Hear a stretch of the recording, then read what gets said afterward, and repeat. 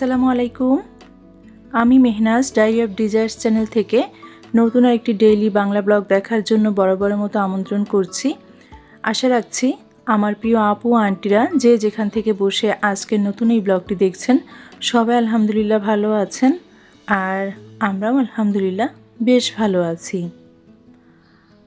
আজকের এই ব্লগটা শেয়ার করতে অনেক বেশি দেরি হয়ে গেল। আসলে প্রায় বলতে পারেন 1 মাস পরে আমি আপনাদের সাথে একটা ব্লগ শেয়ার করছি। জানুয়ারির 2 তারিখেই আপনাদের সাথে লাস্ট ব্লগটা শেয়ার করেছিলাম। তো 4 তারিখে তো নিউজ আসে সকালবেলা যে আমার শাশুড়ি আম্মা মারা গেছেন।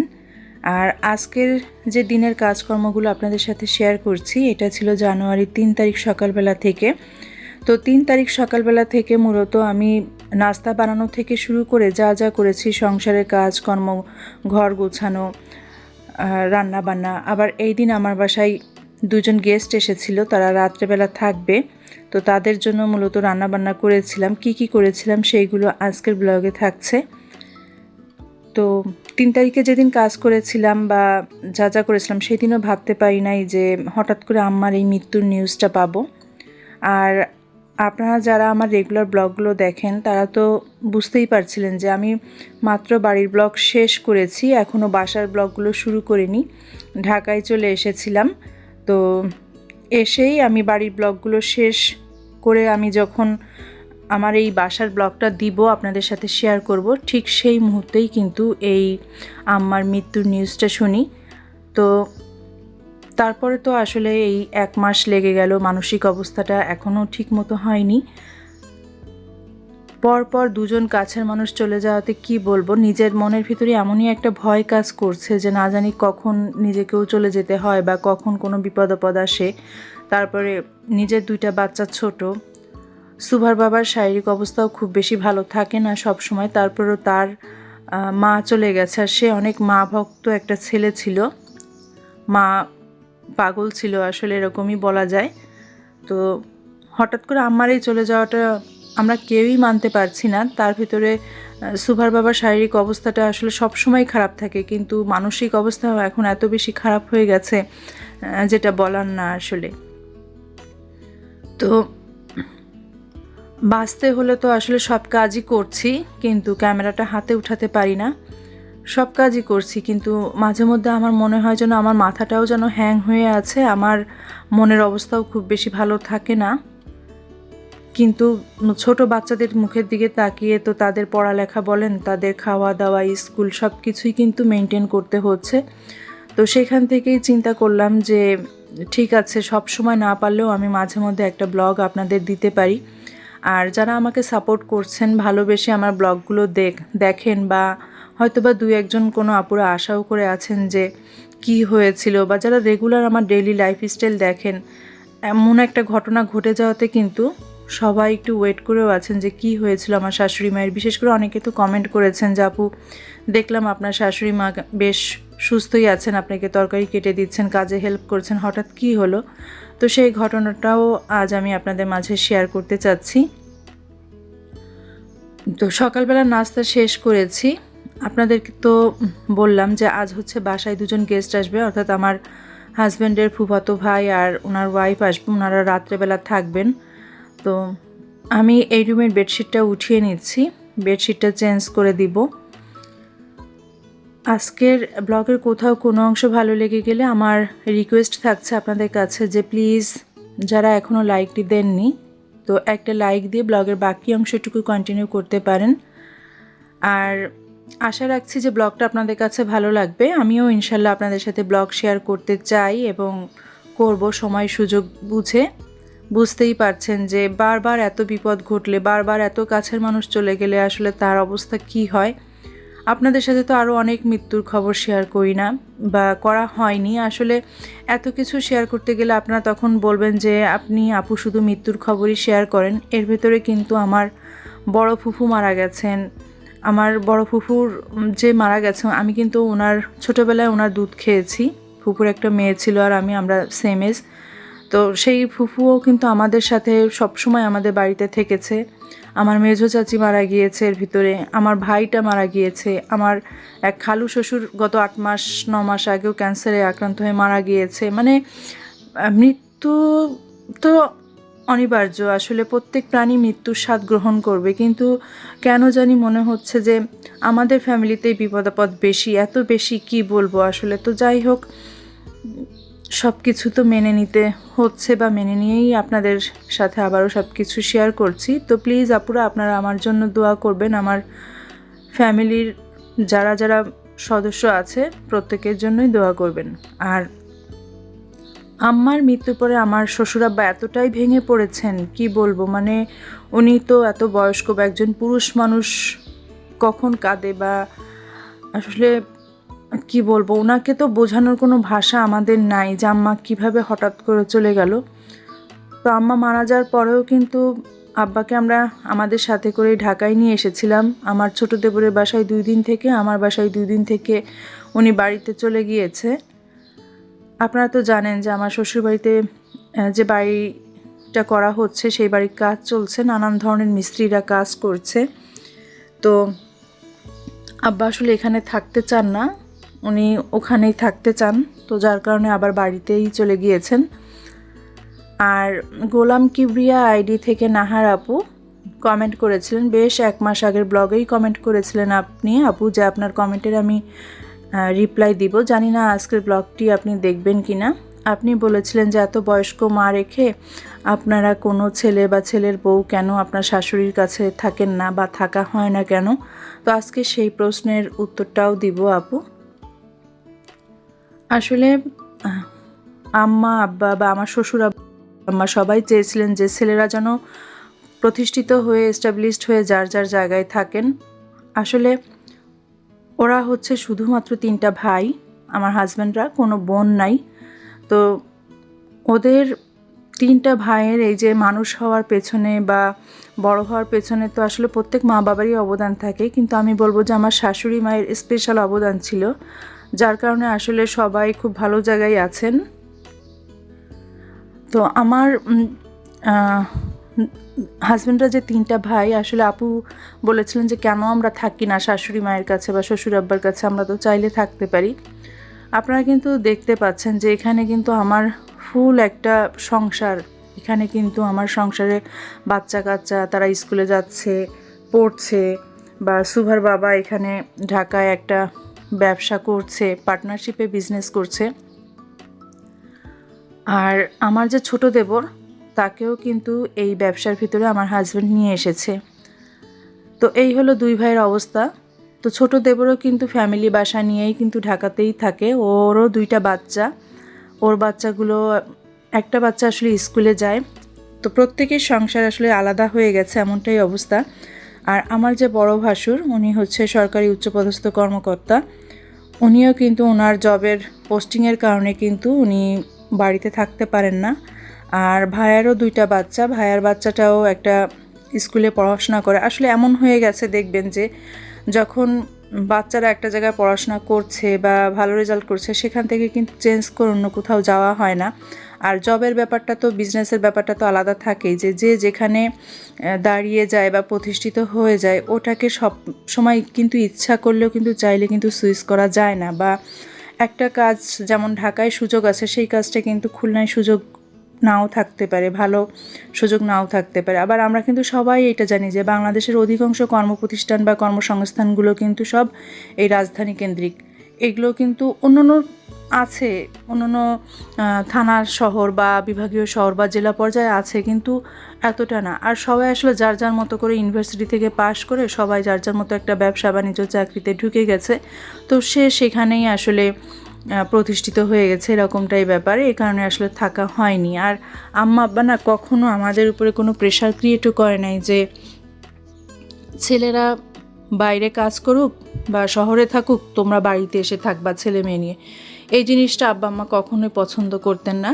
সবাই চাইতো যে যার যার ফ্যামিলি নিয়ে সে সেইভাবে থাকুক, আমরা ভালো থাকলেই আসলে ওনরা ভালো থাকে, এরকমটাই বলতে শুনেছি আমার শাশুড়ি মায়ের মুখে, যে তোমরা সুখী থাকলে আমরাও সুখী। তো আমাদের যখন বাচ্চা কাচ্চাগুলো ছোট ছিল তখন কিন্তু আব্বা আম্মা একটা সময় বলেছিল যে রোজার ঈদ তোমরা যার যার জায়গায় করবা, বাট কুরবানির ঈদটা কিন্তু তোমরা বাড়িতে এসে করবা। তো এটা কিন্তু আব্বা আম্মার একটা কি বলবো, মুখের কথার উপরেও কিন্তু ডিপেন্ড করে, তাদের সিদ্ধান্তের উপর ডিপেন্ড করে কিন্তু আমরা একটা সময় রোজার ঈদে বাড়িতে যেতাম না। আমরা রোজার ঈদটা যার যার জায়গায় করেছি। তো এই হচ্ছে অবস্থা আপু, এই কারণে আসলে আব্বা আম্মার সাথে কখনো থাকা হয়নি। আর আব্বা আম্মা যেহেতু শিক্ষিত, ওনারাও আসলে অনেক কিছু বুঝতেন। আমার শাশুড়ি মা বিশেষ করে, আমি তো বলবো যে অন্য আর 10টা 5টা শাশুড়ি মায়ের মতো ছিল না বা করেনি, এই জন্য এখনও আমরা তাকে ফিল করি, এখনও খারাপ লাগে আসলে আমার শাশুড়ি মায়ের জন্য যে কতটা ভালো একজন মানুষকে আমরা হারিয়েছি। সেটা সব সময় উঠতে বসতে গেলে আসলে মনে পড়ে। আর আমার তো স্কুলের প্রিয় শিক্ষকই ছিলেন হচ্ছেন আমার শাশুড়ি মা। তো ভাগ্যের কি লেখা, আমি তার ছেলের বউ হয়ে গেছি। এই তো তো আমি পুরো বাসাটাকে গুছিয়ে নিয়েছি। আর এর ভিতরে দেখতে পেলেন যে কয়েকটা ডিম সিদ্ধ বসিয়ে দিয়েছি, মাছ মাংসগুলো ভিজিয়ে নিলাম। গত রাতের কিছু বাজার ছিল, সেগুলো আমি গুছিয়ে নিয়েছি।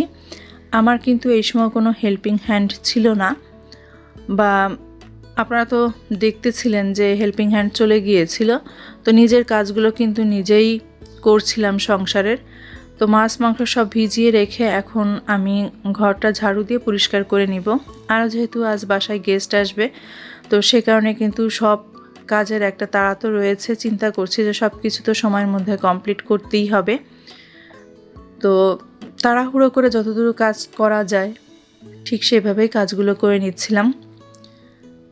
তো আমার চ্যানেলটি যারা আজ প্রথমবারের মতো ভিজিট করছেন, এখনও সাবস্ক্রাইব করেননি, তো আপনাদের প্রত্যেকের কাছে রিকোয়েস্ট রইল যে ব্লগের কোথাও কোনো অংশ ভালো লেগে গেলে আর এই ধরনের ডেইলি লাইফস্টাইল ব্লগ দেখতে চাইলে প্লিজ আমাকে সাপোর্ট করতে পারেন আমার চ্যানেলটিকে সাবস্ক্রাইব করে। পাশে থাকা বেল আইকনের অল অপশনটা সিলেক্ট করে দিবেন, এতে করে নোটিফিকেশনে নিত্য নতুন লাইফস্টাইল বা ডেইলি ব্লগগুলো পৌঁছে যাবে।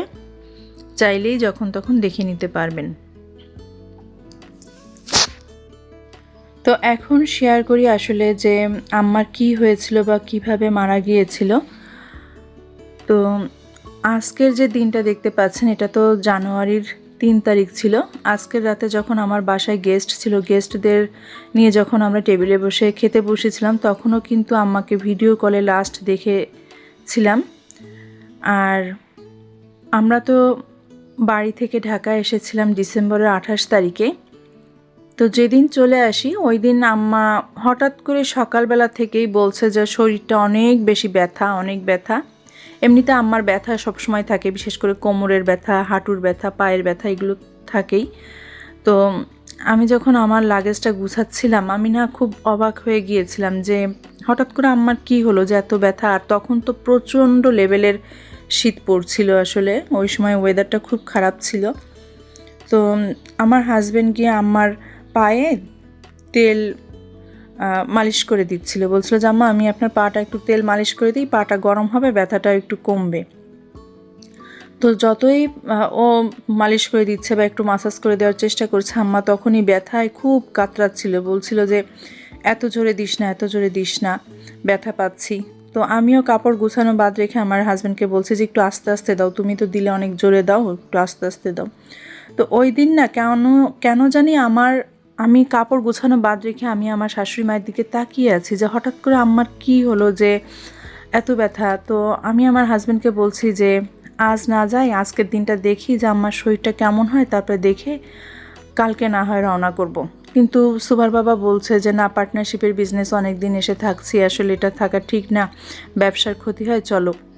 আবার সুভা আসিফের বই দিবে জানুয়ারির 1 তারিখে।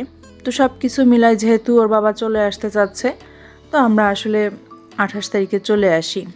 আর 4 তারিখ ভোরে, আসলে এটা ভোরে বলতে কত ভোরে, সময়টা কেমন সময় হবে সেটা আসলে আব্বাও বলতে পারছেন না। আব্বা আম্মা এক বিছানায় শুয়েছিলেন, তবে আমরা ধারণা করছি ভোর 4:30-5টার দিকেই হয়তো বা আম্মা চলে গিয়েছে, এরকম একটা অবস্থা। তো হঠাৎ ঘুমের মধ্যেই কিন্তু আম্মা মারা গিয়েছে। আসলে জানি না কী কারণে কি হয়েছে, বুঝতে পারছি না, আসলে কেউ তো বুঝতে পারে নাই। তো আম্মা বরাবরই হচ্ছে আব্বাকে ফজর নামাজ পড়তে ডাক দেন, তো ওই দিন আর ডাকতে পারেন নাই। তো আব্বার একবারে ঘুম ভাঙে হচ্ছে 8:45টার দিকে, 7:45-এর দিকে সকাল। তো ভেঙে যখন আব্বা আম্মাকে ডাকাডাকি করছে যে তুমি তো উঠলে না, নামাজ পড়তে উঠলে না, আমাকেও ডাক দিলে না। যখন হাতটা ধরে ঠেলা দিছে আব্বা, তখন দেখে যে হাতটা ঠান্ডা। এরপরে সব কিছু চেক করলো যে পালস নাই বা নিঃশ্বাস নিচ্ছে না। তখন হচ্ছে যে আমার শ্বশুর আব্বা পাশে যারা রত্নাপাড়া যারা ছিল তাদেরকে ডেকে বললো যে এরকম তোর আন্টি আর নাই।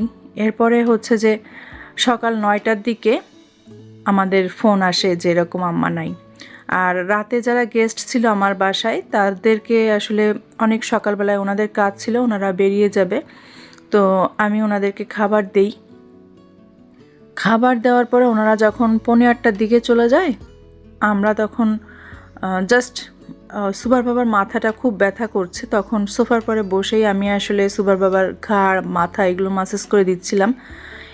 এইটার ভেতরেই কিন্তু এই ঘন্টাখানেকের ভেতরেই কিন্তু হঠাৎ করেই ফোনটা আসে যে এরকম আম্মা নাই। তো আসলে অবাক হওয়ার মতোই ঘটনা যে হঠাৎ কি হলো, আম্মা এরকম নাই। তবে এইবার আসার আগে সুভার বাবাকে আম্মা বুকে এমনভাবে জড়িয়ে ধরে কান্নাকাটি করছিল। আব্বা আম্মা দুজনেই, আব্বাও করেছিল তবে আম্মা বেশি করেছিল। আমি সেই অংশগুলো ভিডিও করতে পারিনি কারণ মোবাইলটা উঠিয়ে রেখেছিলাম, তো করলে হয়তো বা ভালো হতো, দেখতে পেতাম।